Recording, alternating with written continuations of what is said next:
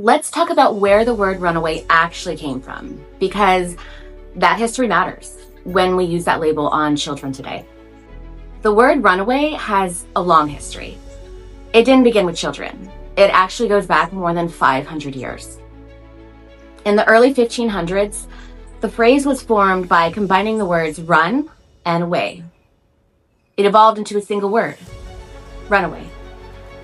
At that time, it referred to a fugitive, deserter, someone escaping custody, anyone who unlawfully abandoned their duty, service, or bound servitude.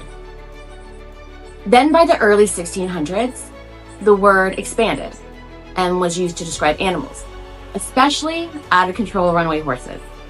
It was a big thing then.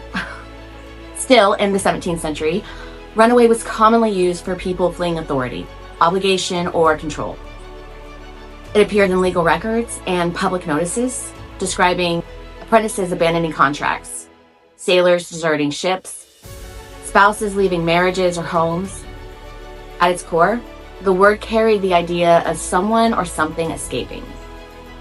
Later, in the 1800s, the same idea was applied to things, like a runaway train, vehicles, and eventually phrases like runaway inflation, which basically means when prices rise extremely fast and uncontrollably, causing money to lose value quickly, which isn't a good thing.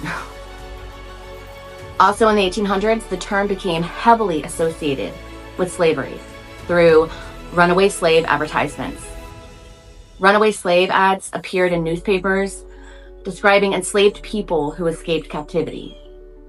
The word was used to frame people as disobedient property that needed to be recovered and returned. These original advertisements were created to dehumanize people. And finally, by the early 1900s, the label increasingly shifted towards children, especially vulnerable youth viewed as disobedient, delinquent, or difficult to control.